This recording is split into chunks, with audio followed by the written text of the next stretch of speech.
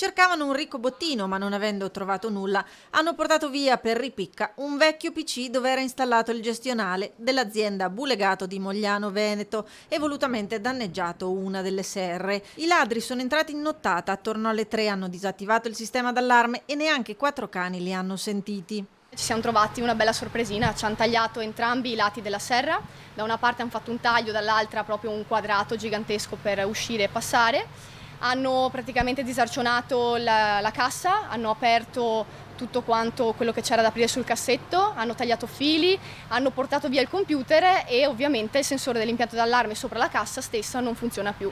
Per riparare i danni ci vorranno un po' meno di 10.000 euro, visto che la serra funziona grazie ad un sistema automatizzato di apertura e ha dei teli gonfiabili che trattengono il calore. Le due sorelle che gestiscono il vivaio contano che si torni alla normalità in pochi giorni. Da domani sarà comunque aperto, ma con i metodi di una volta, carta e penna, visto che il PC è stato portato via. Ma è qualcuno che ha bisogno di soldi, perché secondo loro cercavano solamente banconote, soldi liquidi, perché non hanno portato via niente di valore.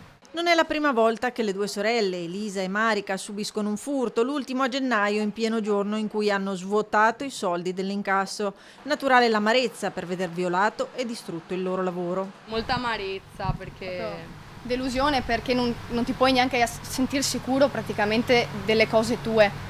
Perché tu ci impieghi tanto, perché noi per aprire questa serra ci siamo andati avanti anni e anni, adesso era 2 anni che era aperta, cominciava a funzionare e poi ti ritrovi appunto a capo a dover mettere a posto una cosa a cui hai lavorato tanto per averla, insomma. Esatto. Il prossimo passo sarà rafforzare il sistema di sorveglianza, dicono, e sperare che episodi come questo non si ripetano.